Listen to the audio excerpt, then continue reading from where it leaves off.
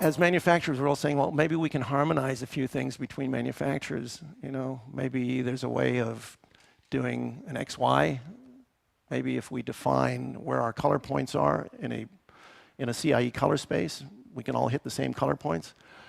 Yeah, but you know, these are all the same color points that I'm illustrating there, but the spectrum was different. So yes, you'll be able to line it up mathematically using a color meter. But if you see that the spectrum is going to be different, you can expect to see some challenges as you move forward. Color space, such as 709, 2020, these all define their values in either values of 100 or in equal parts of 255. So that white spot is your D65, your daylight 6500 Kelvin as a white point. And from there, as you go off 255 steps on your dimmer, you'll get to your green, to your red, and your blue. So there are apps, which you may be familiar with, Show Tool Swatch. It's a great little app. It's basically it gives you the ability to take color values, such as RGB, and input those into your device. Now you got to remember, these are Rec. 709. And unless a manufacturer says, my instrument is set to 709, a lot of manufacturers just go with their native gamut, which is whatever is determined by their red, green, blue points. And so it may not be an absolute match. So this is where the color matching between manufacturers gets interesting, because the same RGB values entered into different manufacturers is going to render out differently. So even a color point that falls outside, it's still going to be reproduced within this program at 709, but it'll be desaturated, but it'll fall on that hue angle where it crosses into the gamut.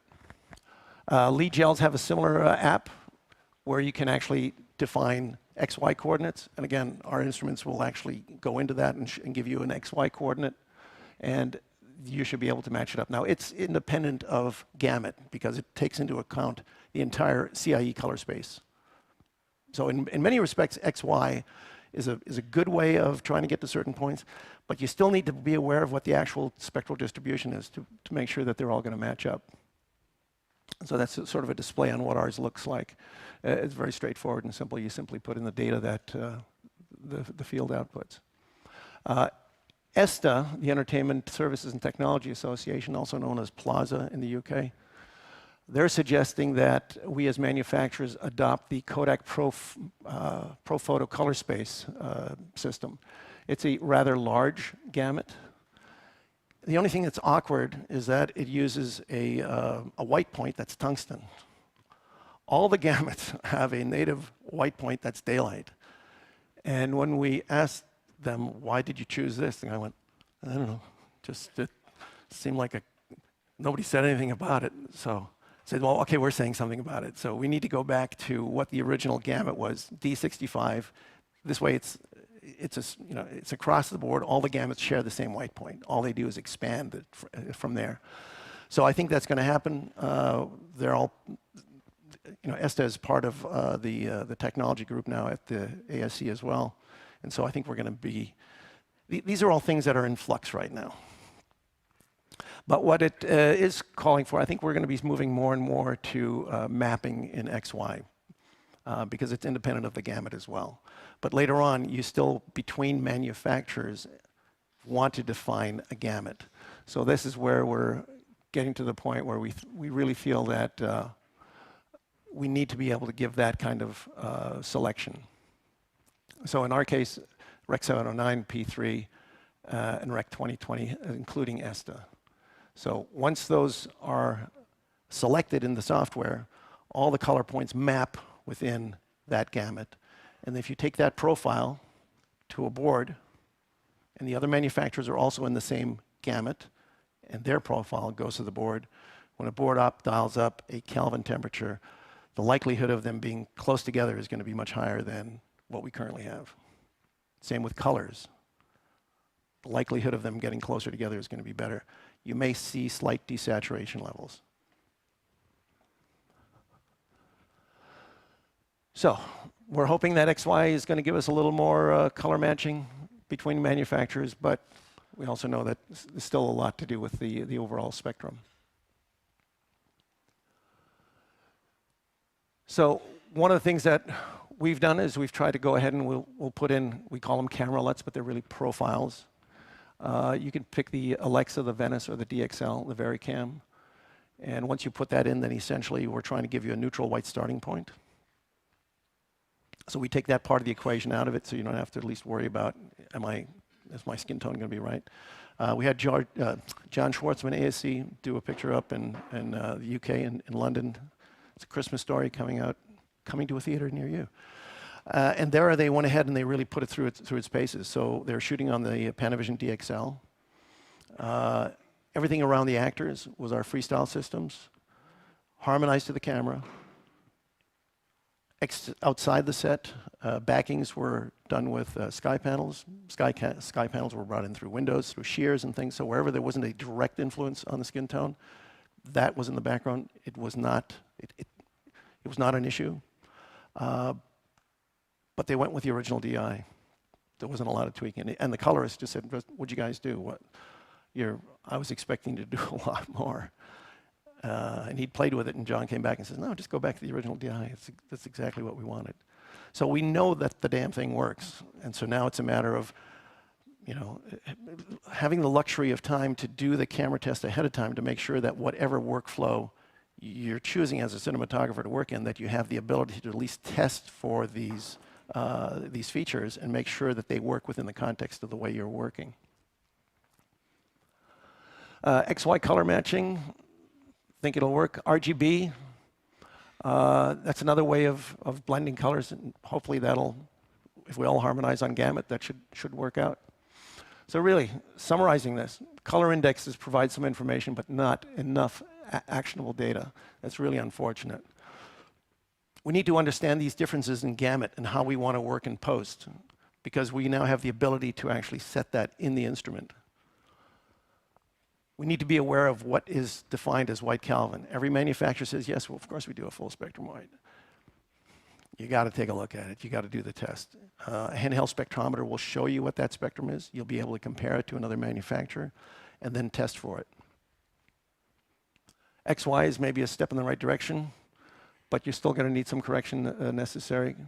Common XY and Kelvin doesn't necessarily ensure harmonization. Again, it's unfortunate to have to be vague about these things, but that's just the nature of the technology that we're in right now. There are all these variances, and you sort of have to try to weasel your way through it.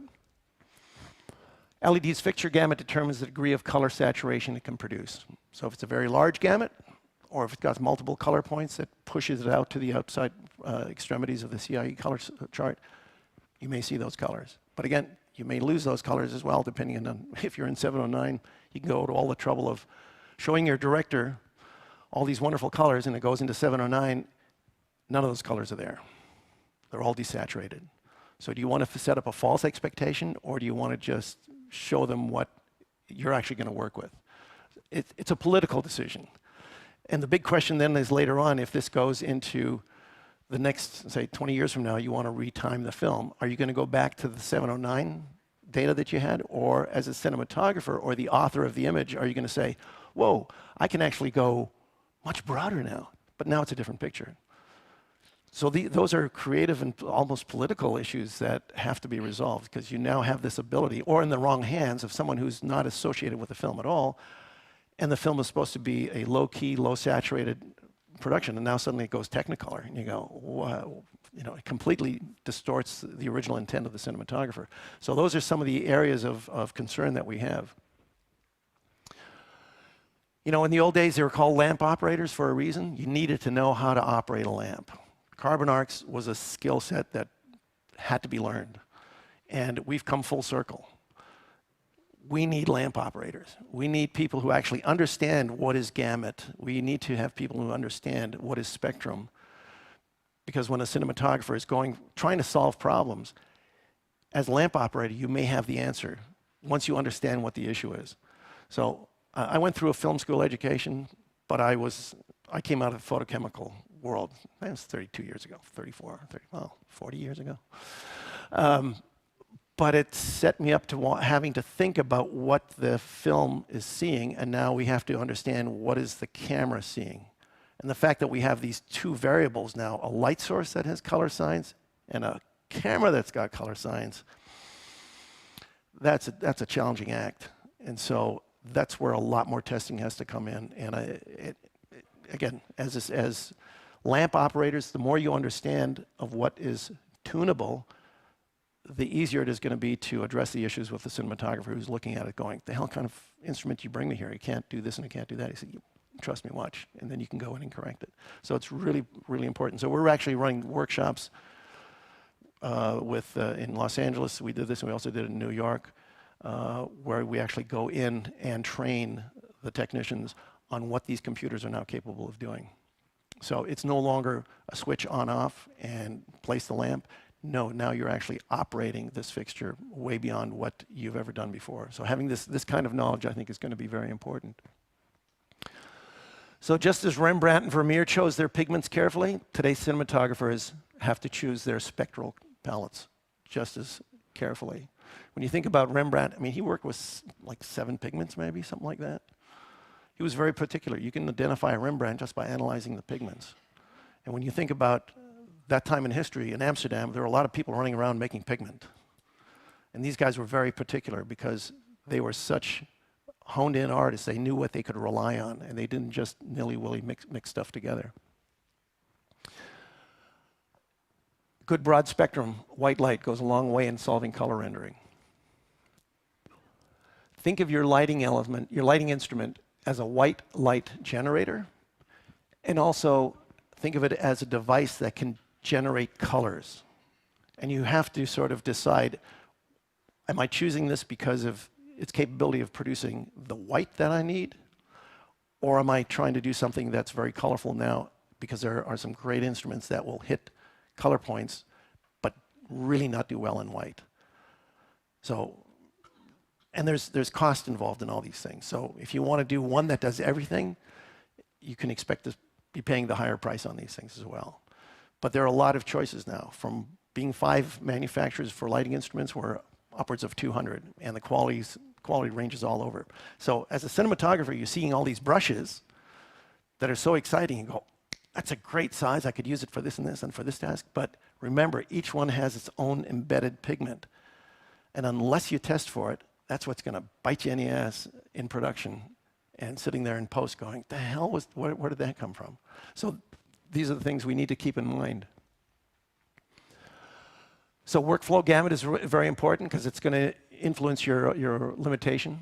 And when mixing different types of white light from manufacturers, we really need to take the time. And I don't know, at the ASC I was talking about this, and they're saying, you know, you're preaching to the choir. Y'all know this. We need to bring the producers on board because they have no appreciation for the complexity of what the current cinematographer has to work with compared to in the past. It's far more complex. And you can say, well, you know, we'll fix it in post. You can, and that is a budget line in and of itself. And it's also where you have the most compromise then, because once it's committed, there's nothing more you can do. Test your choice of camera or your lights. Fixtures, color science is a 21st century pigment.